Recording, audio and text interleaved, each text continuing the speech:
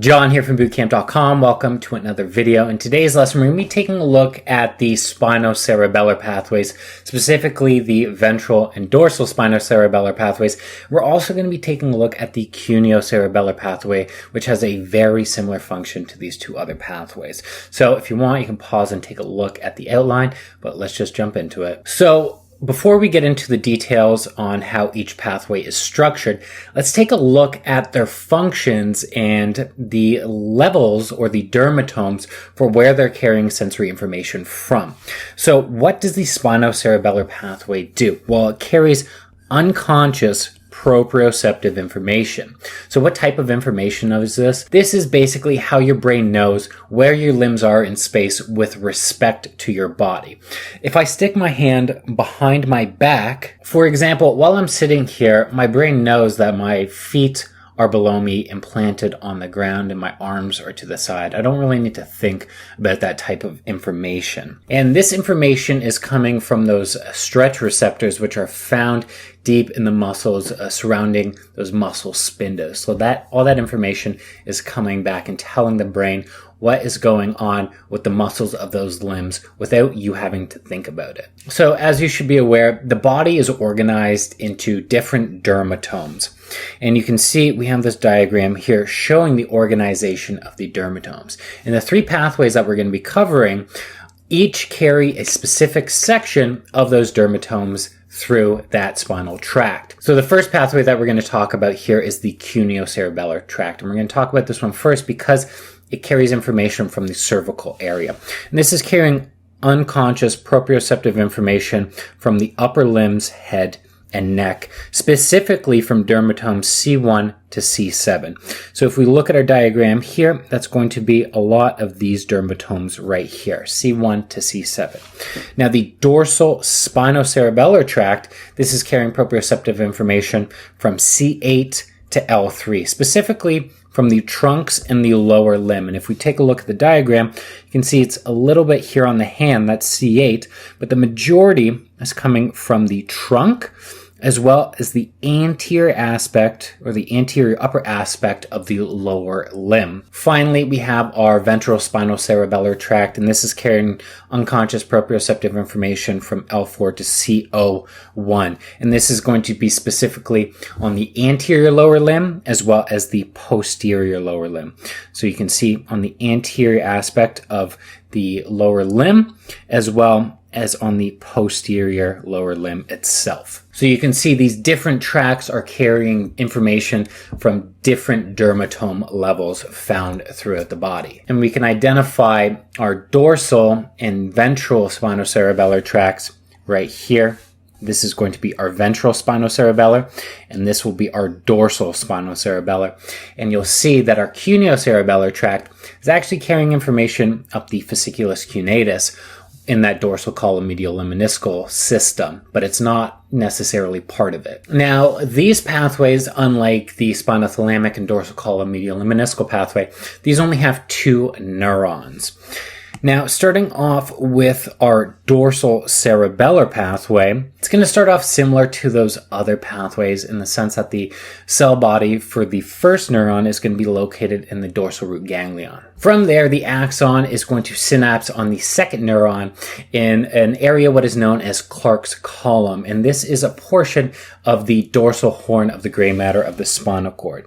So Clarke's column would be found somewhere right here, and then the axon from the second neuron, this is going to stay ipsilaterally, enter this dorsal spinocerebellar column, travel superiorly, and then once it reaches the medulla, it's actually going to enter into the cerebellum via the inferior cerebellar peduncle, which we have right here. So it's going to enter into that inferior cerebellar peduncle, and then it's going to synapse in our cerebellum. So one thing you'll notice about this pathway is that it remains ipsilateral the first time. Both the first and the second neurons stay on the ipsilateral side for where sensation is being carried. So again, sensory information comes in, going to synapse in Clarke's column. It's then going to remain ipsilaterally and travel up this dorsal cerebellar column or pathway, and then it's going to enter in through that inferior cerebellar peduncle and end up in the cerebellar cortex. And you can see on our diagram we have spinal segments. This one is going to be above C8, so this will likely be carrying information from the cuneocerebellar pathway, and this one is going to be below C8. So this is where we're going to have our dorsal and ventral spinocerebellar information coming in. So now let's take a look at the ventral spinocerebellar pathway, and this one is a little bit more detailed in the sense that there's a few decussations which occur throughout this pathway. So similar to the dorsal cerebellar pathway, the dorsal root ganglion is where we're going to find the cell body for the first neuron in this pathway. It's then going to enter in and synapse again in Clarke's column on a neuron in there. From here, the second neuron is going to decussate across and enter into that ventral spinocerebellar tract. You can see once it enters into the ventral spinocerebellar tract, it ascends up through the brainstem, past this area in the medulla, past the inferior cerebellar peduncle. So we're not entering the inferior cerebellar peduncle. We're going all the way up to the superior portion of the pons where it meets the midbrain, and we're entering into the cerebellum via the superior cerebellar peduncle. So now that we've entered into the superior cerebellar peduncle, now we're in the cerebellar cortex, but it doesn't end there. From here, it's actually going to cross back over to the other side, keeping that information ipsilateral. So now you can see we've crossed back over, and now we're ipsilateral again, and we terminate in that cerebellar cortex. So because this pathway decussates twice, it often confuses a lot of students. If we were to have a lesion in the spinal cord above the level from where it came in, let's say we have a lesion at around C8, we're going to see contralateral effects to that lesion, contralateral sensory deficits, because we decussate once and then we've lesioned the spinal cord after the decussation. So now the sensory deficits are going to be on the contralateral or the opposite side. If we were to have a lesion up here in the cerebellar cortex, then we would see ipsilateral sensory deficits because we've decussated, ascended, and then decussated again. So it's important to understand the intricacies of this pathway, and if there's a certain lesion somewhere, what sort of sensory deficits would you see? Finally, let's move on to the cuneocerebellar pathway. Now this one is a little straightforward. Begins similar to the other ones in the sense that the first neuron has its cell body located in the dorsal root ganglion. The axon is going to ascend in the fasciculus cuneatus all the way up to the medulla, where it's then going to synapse on the second neuron, found in the accessory cuneate nucleus. So this structure right here and right here, these are going to be the accessory cuneate nucleus, and you can see this is going to be found in close proximity to the nucleus cuneatus as well as the nucleus gracilis. So once we've synapsed in that accessory cuneate nucleus, then the second neuron enters in through that inferior cerebellar peduncle and terminates in the cerebellar cortex. So as you can see, the dorsal spinocerebellar and the cuneospinocerebellar pathways both remain ipsilateral the entire time. So if you were to have a lesion, you would see ipsilateral deficits to that lesion. Whereas the ventral spinocerebellar, it decussates, ascends, and then decussates again.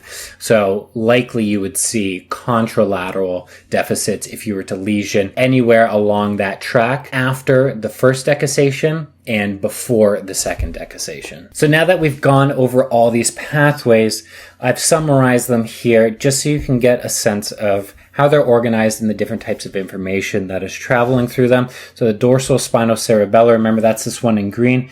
It comes in, synapses in Clarke's column, ascends ipsilaterally in that dorsal spinocerebellar pathway, enters through that inferior cerebellar peduncle, and then terminates in that cerebellar cortex. The ventral spinocerebellar tract carrying information from L4 to CO1. This one enters in, synapses on a neuron in Clarke's column, decussates across, ascends in the ventral spinocerebellar tract contralaterally all the way up to the level of the midbrain, where it enters into the superior cerebellar peduncle. Now that we're inside the cerebellar cortex, it's then going to decussate again and terminate in the cerebellar cortex. And then finally, we have our cuneocerebellar tract.